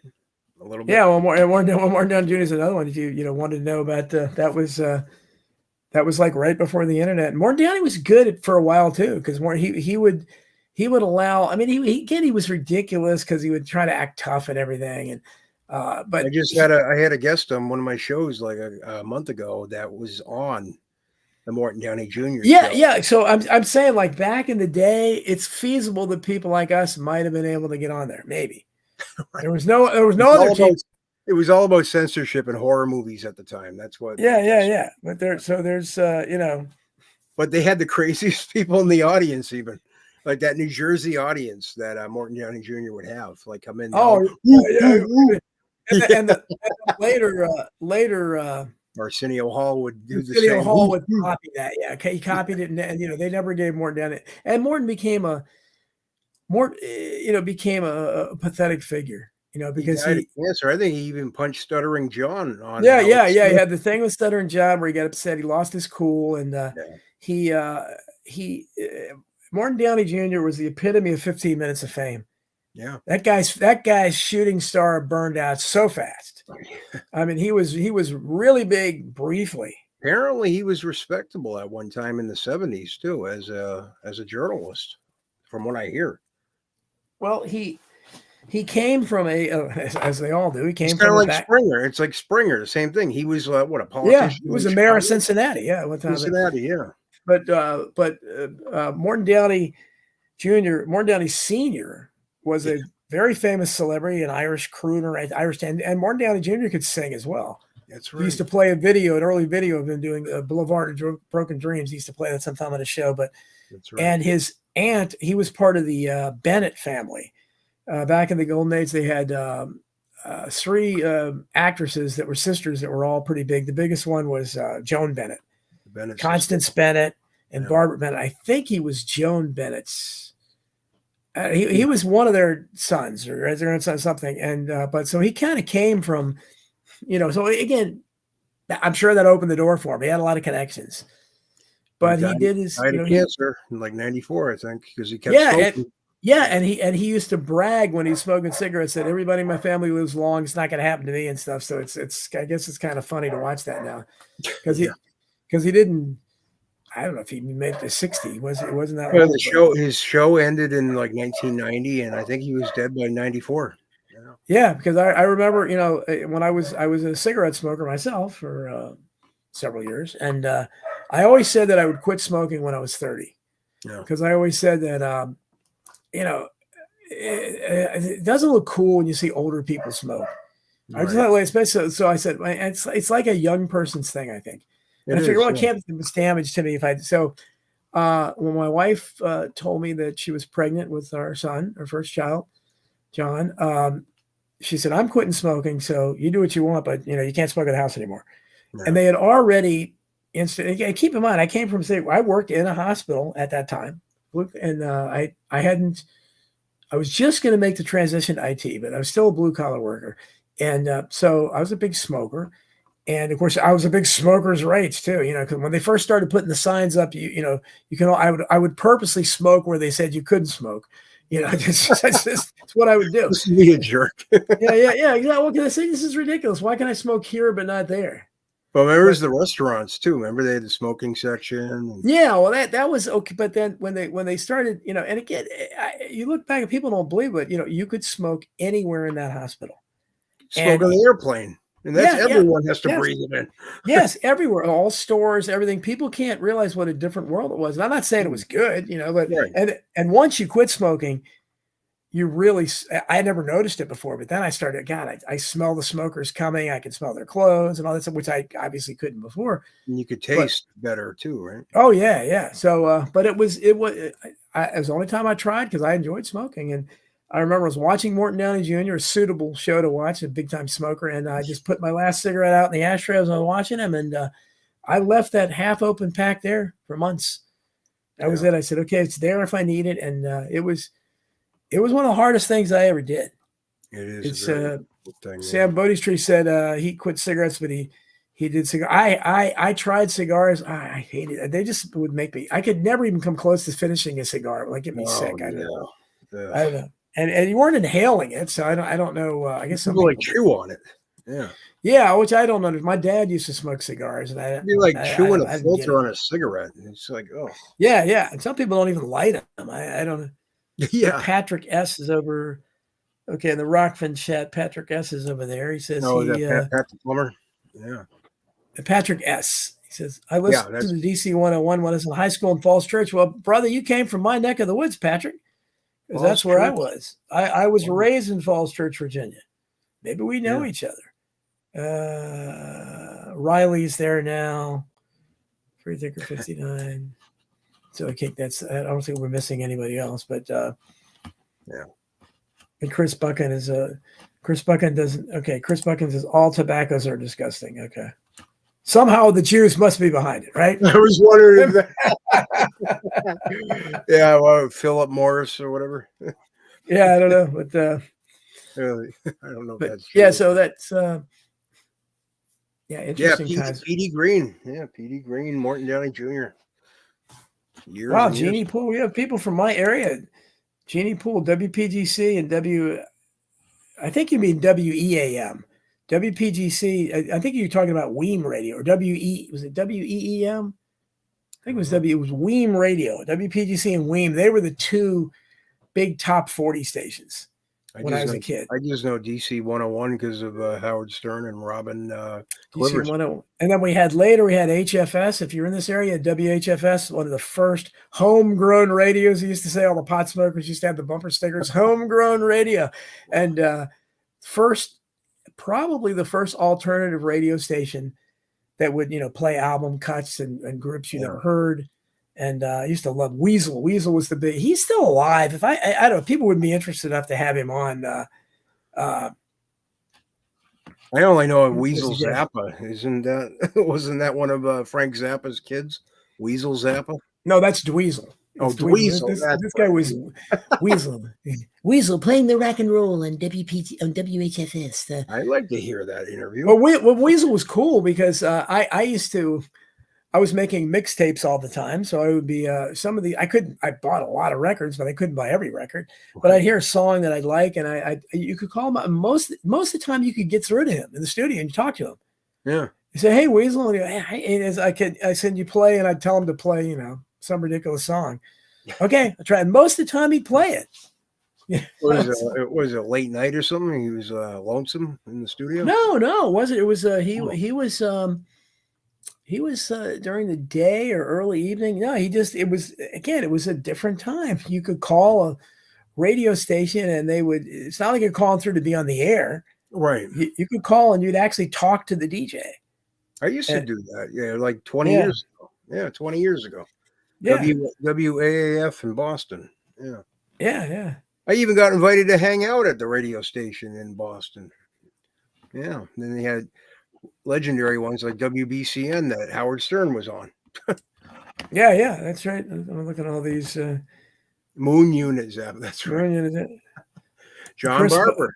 Chris Buchan says Moon Unit was really hot when she was. Yeah, she was a little. Yeah, John Barber. He was. I'd say he was friends with Frank, right? I mean, he's got a couple of interviews. I think, yeah, he interviewed him. Yeah, it's stretched it out. Zappa was obviously brilliant, but again, like Dave McGowan showed, he had that same background. His father was involved with napalm, right? And I don't know, man. I just think it's wrong to give your kids names like that. Yeah. Dweezil and Moon Unit. I just, it's almost to the level of A Boy Named Sue, Johnny Cash's song. I mean, although now I guess that would be a popular song, A Boy Named Sue now, man. Well, the whole idea transgender anthem. The whole idea behind that wasn't it to get the kid all tough and everything because he was gonna get the shit kicked out of him. Yeah, right? I guess so. I'm sure that worked. Now, of course, it wouldn't be the same thing because I guess he'd be lauded or hate crime. They could plan his transition earlier. His name's Sue, and obviously he's gonna be a Sue. But I don't know what happened to Moon Unit. Moon Unit and Dweezil. I think Moon Unit used to be, wasn't she a VJ on MTV back when they used to play music? I think she was, yeah. Yeah. So I mean, and boy, of the one I love was Martha Quinn. Oh, she was so cute. Oh, Martha Quinn, yeah. What a little doll baby. You talked to her, Chrissy? Oh, yeah. And Tabitha Sorensen too. She was on MTV as well. Yeah, because MTV fascinated me when it first came on the air because it was, I remember. and they would play some alternative stuff, and Yeah. they, but again, I don't know, how did it transition from that to playing no music at all? I guess No. there's no music left to play, but Well, now the M in MTV doesn't stand for music anymore officially. You know that? what does it stand for? It doesn't stand for anything anymore. They Okay, put out a press release for that. well, that's pretty obvious. I think everything started turning around when they had that celebrity deathmatch stuff in the late 90s. Oh yeah. Chris Or said, my pregnant 16 or something. yeah, oh That yeah, that's stupid. Yeah, that's no. Chris crap. Bucket says he thinks, yeah, it might have been VH1. I didn't watch Could've been. VH1 as much, but that could have been because that was I like just a watched more, VH1 for Behind the Music. That was about it. yeah. They used to have a lot of those Remember things on. E would have A True Hollywood Story and right. Mysteries and Scandals with what was that AJ guy's Benza. AJ Benza. There's another guy. What Fame, happened? ain't it a bitch? Yeah. And isn't yours a bitch? Because I mean, he lasted. I remember he on Howard Stern show back when it used to be good Ray radio. He had John. Donald Trump on as a guest, and him and Benza got into a big shouting match because Donald Trump was again, I don't know what kind of an act he was putting on then, but he was seriously claiming that he could pick up all these hot chicks just on how, on his great moves and everything. It had nothing to do with the fact he was a billionaire. Right. And AJ Benza was yelling, "Oh, there's no," so it was, and then AJ Benza would go on to box John. oh, did he? Yeah, you remember that? It was a whole thing too. I don't remember.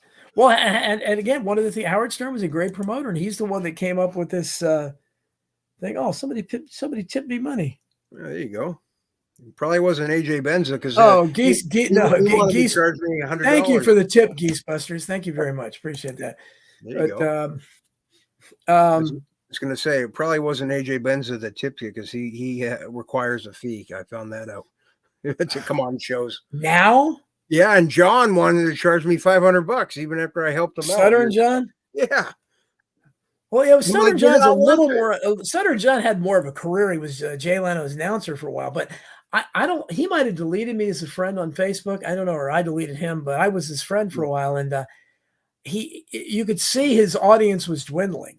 Like I started noticing he's getting fewer and fewer people, and when he would, I'd say woke stuff, they would just make fun of him. Yeah, and then he had a whole cottage industry against Trump when Trump was running. Yeah, because of his history there being Howard's coffee getter or whatever. But Howard Stern was he was tight with Trump. Trump used to be on there as a regular guest. I remember. And they would do, what were they doing but object? I mean, and that's what I'm saying. This guy Howard Stern, nobody objectified women more than he did. Exactly. His entire show was, he would throw salami at strippers' behinds. Yeah. I mean, there was rating women. Remember, you used to have the celebrity panels to get on there and rate. Some chick would come in and get naked. Bill Maher would be on there sometimes and do that. Who would? Bill Maher. Yeah, exactly. Yeah. So these people. As we see somebody like Jimmy Kimmel, he was a co-host of the Man Show with Adam Carolla, who hasn't, who was remained a little true, but again, does he not know what? I mean, again, I don't understand it. I mean, I never understood that kind of. I always hated the rating women thing. Especially when you look at these guys that are, if you're rating them that are like 2s and 3s themselves at best, and they're trying to say, oh, it's just a 7, no more than a 7. Like, who, I was a fan of Howard because he would, the free speech thing, not the throwing salami at a stripper's, butt cheeks. Like, I didn't care about that. He would talk about, shall I say, revolutionary ideas sometimes. No, he was. But then he would go the pervert route and talk about his genitalia being small. Yeah, he could. That's what he was. He couldn't stop that stuff, but he was sometimes good. He was. Yeah. But now he's America's Got Talent. No, and he created. He was probably the first of the morning zoo type. I don't know if he was the first, but he was one of the first that created that kind of not zany. This guy, that was a little bit different, but there's so many shows like Don and Mike in this area that copied him, because Howard Stern made the people that work for him, characters. The show. Yeah. Well, I mean, just like Gary Dell'Abadi's producer, and then Baba Booey, and then the ridiculous Fred Norris, who just never does anything. He just sits there, but he probably he was a genius in his own right with the sound effects. Like, he'd be on cue. Like, was he doing okay? Within seconds, when he would have a sound effect that would be appropriate. Like, he did a lot behind the scenes, but it seemed like he was doing nothing. Like with Jackie. Like, when I met Jackie, I was like, Jackie was his head writer for years and years, and Howard kind of just threw Jackie away. Jackie Martin. But so he had some interesting guys there, and of course he had your boy Norm Macdonald's friend Artie Lang. Who was there. Who became a regular there, and I still remember all the guys. Riley Martin, is that what you're going to say? The UFO guy? No. Oh, he made a star out of the KKK guy. Oh yeah, remember that guy? Yeah, Wake up, white people. He made a star out of that guy. I mean, they would play Hollywood, the Hollywood Squares, and he would be in the center square. He goes. One of these days, the Mexicans are going to outnumber the humans. Yeah, I'm like, oh my god. And he did things like Black Jeopardy, and the categories would be grape soda and chips and stuff. It's like just imagine doing that now. Remember he had one of the best shows I ever saw. He had Rerun from What's Happening. Who ended up dying tragic, but was down on his luck, obviously. Had to be because he was actually competing for pocket change on that stupid whatever game show they were playing. Yeah. So it was sad to see, but I mean that Dana Plato went the same way. She ended up going home and being on. She was Howard. As much as Howard, I like to give him credit. He had some creepy scumbag stuff too.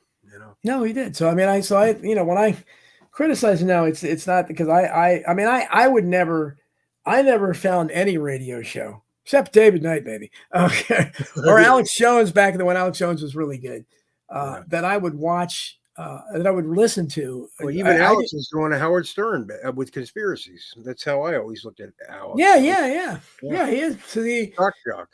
Yeah, pretty much. Yeah, he doesn't he doesn't have a crazy cast of characters. Like the Whack Pack, but I mean, Beetlejuice coming on, but he'll have Joe Rogan come on and talk about DMT. You don't realize how much these people made in radio. Except people like Fred Norris is probably worth many millions, and nobody knows who he is really that doesn't listen to that. That's right. These guys are, who knows how much Robin Quivers. And I remember Robin Quivers has obviously sexy voice, and I remember that was Howard's. Green light to be able to say racist stuff. Yeah. Well, it was great because he had her there, and she, it gave him, he was able to always laugh. Oh, Howard! Howard! You're awful! Oh my! But she was, she had such a sexy voice, and I remember all the guys before I even knew. I didn't listen to radio. Everybody was talking about Howard Stern. Oh man, Rob! And I remember so many of them they had their first live event where you could meet Robin and these people, and they were so excited because they figured it's going to be some hot blonde or something. They used to go to comedy clubs after at night in DC around that time. But when the guys first discovered she was black, it's like, it was like whoa, because it didn't compute, because they had this image in their mind. She sounded white. She sounded and you just assume she's sexy, but. That guy. We're talking so much about Howard Stern, but it was. I listened to it on the commute, but I wouldn't listen to it other than that. And then when he had his show on the New York show, he had a show on the New York. We used to get the New York Super Channel. Cable used to get Chicago, and not only it was and so they would show like the whole thing or clips of it, and that's where he would have a lot of those things like the Hollywood Squares and Black Jeopardy and stuff. And you would have the Channel 9 show, WPIX. Yes. And I liked that. And so that's what I mostly watched. I listened to him in the commute sometimes. And Most of the time, he'd good. He had a celebrity. He would usually know, he'd ask him embarrassing questions and stuff. That's right. You Yeah, know, which, politically incorrect stuff too. yeah, that's why the idea that this guy does, you made all your millions on this. Yeah. And now you're trying to, I mean, I don't know how anybody listens to him now because what could he talk about? I'll give him this, Don. Like, I'll give him the respect in the terms of no one does a better interview than Howard. I'll give him that. Like, I've heard recent interviews with other, he gets things out of people that other people can't somehow. Yeah, Other no, than he does. that, it's garbage, Yeah, no, I think so too. And but I he had Hillary Clinton on. That was like a knife through the chest. And he was like slobbering all over her. And this was a couple years ago. Oh, It's like, come on, man. it's well, it's Talk like about selling out. it's like Bruce Springsteen. I mean, I loved Springsteen and Yeah. I loved his music and I mean he's touring with Barack Obama. I know. He's literally. I mean, what? Yeah. I mean, how do you think you have any credibility as a rock star? All these rock stars, it's very. Well, you're like Neil Young. It's like, how many more people are going to let you down? Oh yes, that's why I hope I never learn what Elvis Costello's politics are because that's my boy and That's right. I don't want to know. Yeah. I don't want to because I mean it was some of the concerts I've been to and I can kind of tell when they Jackson Browne who I love but I mean we saw him a couple years ago he was really good but he had Well, look at Eric Clapton. I mean, at least he was talking to Bobby Jr. about his injury. They gave him a hard time. He got hurt by the vaccine. Yeah. Then they started bringing up old stuff saying from the 70s, saying he was all racist and stuff. Remember that? Well, he was, and what was that guy's name? I actually started watching clips of that guy because again, it shows you how much things have changed. Yeah. Since like the 80s. I can't remember his name, but he was a leader in Great Britain warning about immigration and how, that England was going to be transformed and had to do something about it. And that's what that was about. And that's right. what Clapton didn't want to see London become what it's become. Yeah. What do they call it? Londanistan or something like that. They call it now. I mean, it's, so it's the land of Jimmy Savile. Yeah, exactly. Yeah. And now they have tapes of Russell Brand basically kissing the ass of Jimmy Savile now. Did you hear that? Oh, I didn't hear that. Is that what I heard something? Enoch Powell. Yes, thank you, Chris Bucket. Enoch Powell. That's the guy. Yeah. That was pretty sick. Yeah, and he's you watch him now, and obviously he looks like a psychic. Right. He thought was coming, but yeah. Exactly. Free Thinker says Howard Stern always made me cringe. Yeah, I mean, I understand. I mean, but it is what it is. It is what it is. But he not politically correct at the time. No, and it was something where I didn't like him at first, but it was the only thing on the radio. Yeah. During my morning commute, and so I just started listening to it. You get used to him after a while, and okay, he's got some. He would have a lot of guests on that I would like. He'd have Belzer on to do the news. I used to love that. Gilbert Gottfried would come on and do the news. Yeah, exactly. Yeah, Belzer was on there a lot. Oh yeah, and certainly he had some good guests, but it's I'm trying to see what I'm missing here. Belzer got to talk about the conspiracy stuff on places that he never really got a chance to. Ray Band. I'm sorry, I'm not avoiding. You're avoiding me like the plague. Thank you, brother. Ray Band. Ray Bo's Ghost. Ray Bo's Ghosted. Everybody hates. Oh, and everybody hates Raymond. I'm used to saying everybody hates Raymond. Sorry about that. I'm not ignoring you, Raybo. Good to see you here. Is it a Jewish thing or? No, that's Chris Bucket. No, and somebody was saying, who was the guy that was banned here? Somebody was asking me if I banned him. What was the guy that got? You banned somebody? No, I didn't ban anybody. He did get banned, and he accused me of it. So I don't even know how to do that if I wanted to. I know. But what was the guy's name? Somebody was asking me about it on Substack. He might have been banned on Substack too, and because he would just make just crazy comments that didn't make any sense. They were derogatory, but I didn't care. I just would ignore it. But I can't remember what his name was. You had a guy that didn't like you talking about Sandy, remember, for a while there on the WordPress thing, but Sandy Hook. Well, yeah. How dare you? Yeah, So yeah, I ask yeah. Well, questions and stuff that doesn't make sense. I'm amazed I don't get, because I mean, and if you want to, I probably lost some supporters, but I had to write it. I've been talking about this thing for a while. I said, you know what? I'm going to come up with this spoof of anti-white stuff. So I wrote a book. I wrote How my many latest books do you Substack's have? called not a book. This is my latest Substack, and I just called it African American Fatigue Syndrome. Oh yeah. And so I read it, and I'm surprised I didn't get too many. I didn't get any really negative remarks, but Lou Rockwell didn't publish it, so maybe it's too extreme for him, whatever. But it's it is what it is. I tried to use comedy in it, and to show that I think the whole thing is I'm fatigued. Right. I'm fatigued on it, and if they can have some of these other ridiculous, I'm sorry, I'm sorry, mothers out there. I've never accepted postpartum depression. I don't think that some kind of disease makes you throw your baby off bridges, which they've they claim that woman. They claim that woman Andrea Yates. I remember that's what made her kill her kids.